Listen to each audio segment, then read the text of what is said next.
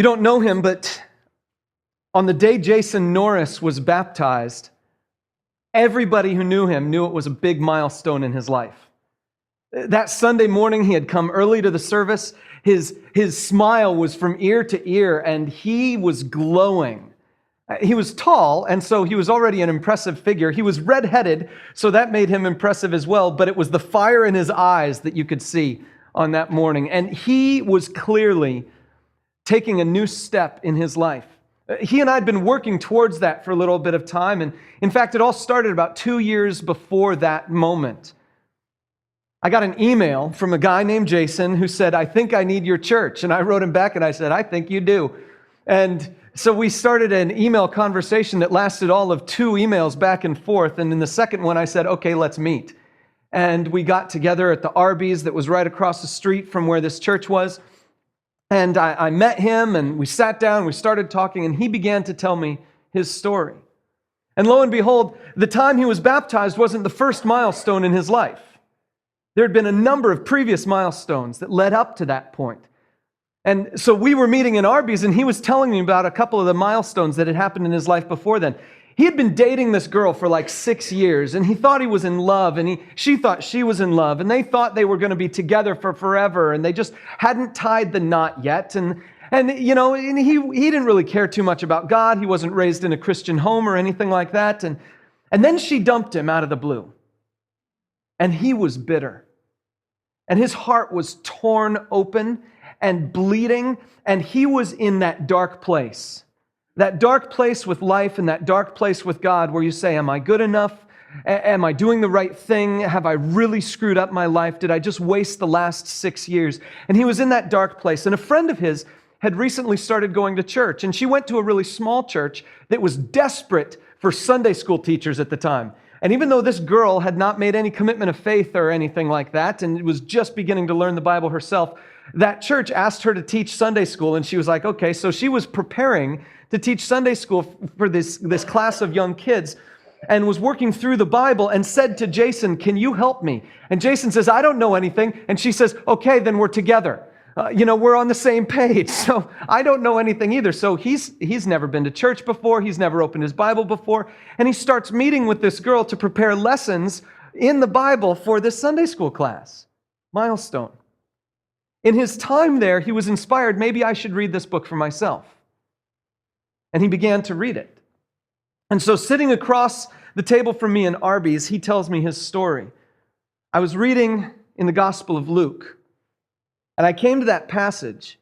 I now know it's in Luke 6. He says, I came to that passage where Jesus says, if you don't forgive your brother when he sins against you, your Father in heaven won't forgive you. And he said, I was convicted. In my heart, I just realized that I had not forgiven this girl for dumping me. My heart was filled with bitterness and anger and darkness, and I hadn't forgiven her. And in that moment, I just knelt down on the ground and my hands clenched. And I said, God, I don't know how to forgive her. I don't. But I know that if I'm going to forgive her, then it's part of the fact that you're going to forgive me. And I need your forgiveness. And so what I'm going to do, God, is I'm just going to open up my hand and release this to you. And so I can't forgive her, but if you forgive me, then maybe you can forgive her through me. And he's on his knees and he's crying and he's opening his hands to God and he says, God, would you please forgive me? And Jesus tells a story about a tax collector who's in this temple and he's beating his chest and kneeling before God and says, God, I'm a sinner. Would you forgive me? And Jesus says, that man is forgiven. So now I'm staring at a real life experience of this. He was in his living room, not in his church or anything else, but he had been reading the Bible. And I'm a pastor, I've been in church my whole life. I was raised in the thing. And here he is sitting across from me telling me a story of reading the Bible, encountering God, and handing his life over to him. And my mouth is hanging wide open. I've never heard this before. Most of the people that I've met who've come to know Jesus have done so because one person told them the story. And here's a guy who's on his own reading the Bible, and God meets him. That's a milestone. That's the milestone. I looked at him square, and usually in a conversation like that, my next line is, Well, tell me, has there ever been a time in your life when you prayed to receive Jesus as your Savior? Has there ever been a time in your life where you gave your life over to God? And I couldn't ask that next question because he just told me he had. And I was like, dude, you're the first person I've ever met who's come to that place simply from reading the Bible. God is doing something big in your life. A couple years later, we're sitting together preparing for his baptism, and I said, you know, you've never prayed the standard prayer before, but I know your heart, I know your story. Tell me this, would you count that as your starting moment with God? Or do you want to have your starting moment with God right now, and we can pray the technical, whatever it's called, sinner's prayer with each other? Or some people just use baptism as that moment. He says, I want that. So when he came that Sunday morning, he was remembering 2 years ago when he had begged God for forgiveness and knew God had given it to him. And now he was standing in front of a congregation full of people to say, I am clean and I am new. And so the milestone that I experienced and the whole congregation experienced just was one of them. There was a previous milestone in Arby's, and before that there was another milestone in his living room. And all of us have milestones like that, times when we've been in our dark place and God came through. Times when we've been at the top of the mountain and God revealed it was because of his work in our lives. We've all been in different kinds of milestone experiences, and this month I want to ask you to share with me yours. Whether it's on the backside of the Connect card, on our church website, by Facebook, I don't really care. We're just going to go on a journey together of sharing milestone stories. And we all know them when we see them in the lives of other people. When I see a milestone in my kids' lives, I totally know it. Well, I didn't. I used to not know it. But, you know, when I first became a dad, my wife, Jennifer, and her mom and dad had come out and visited us. And they apparently knew all these milestones that I didn't know. Like, it's apparently a milestone that the baby can sit up by themselves. It's apparently a milestone that the baby can roll over. And I was thinking, well, okay, yay. So it's a milestone when the baby smiles. It's a milestone when the baby lifts his head up. It's a milestone when the baby crawls. When it walks, I knew that one. So I remember this one time I was out, I was doing some work, and my in-laws were in the house. Jen was still in the house, still on maternity leave. And I was coming back from wherever I was doing whatever it was I was doing, like preparing something for a worship band I was leading at the time. And I come back, and everybody's all excited, and they're telling me, Charlie rolled over. And I'm thinking, okay. And they're like, no, that's a milestone. That's a major milestone. I'm learning this thing. And so then later on that day, he began to be mobile and was rolling all around the house. And then I knew, yes, something different had happened. So I remember the day Charlie rolled over. I remember the day he took his first steps. I remember the day my daughter spent the night without diapers. I remember, don't tell her I said that. I remember these milestones, first day of kindergarten, things like that. It's easy for me to see milestones in other people's lives.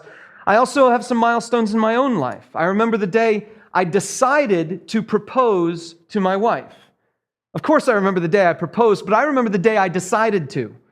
I remember the conversation I had with my dad to learn how to budget so that I could earn enough money so that I could buy the ring so that I could propose to this woman. I remember those conversations. I remember the first day I was a pastor. I remember the first day this church started. I have milestones in my memory. And some of them are dark places too. Some of them are the high mountain peaks, and some of them are the dark, low valleys.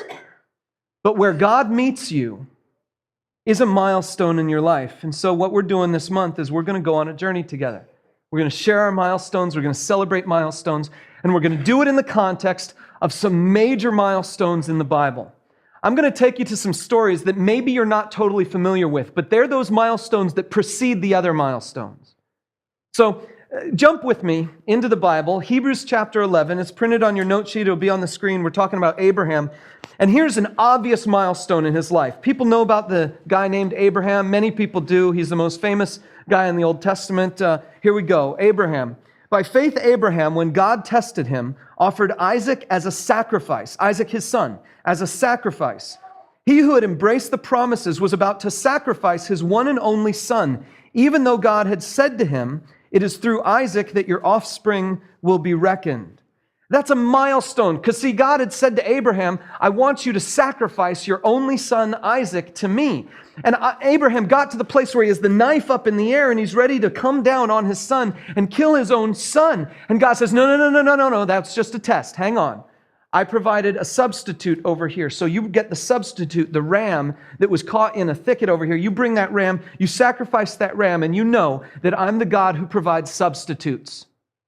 I'm the God who steps into the place, who provides so that you can keep your commitment to me. You don't have to do it on your own. I'm the God who provides for that. Abraham learned a lesson there. That was a major milestone in his life, but that wasn't the first one. His first milestone was back in Genesis 12. And in Genesis 12, God speaks to him. He says, I'm going to bless you.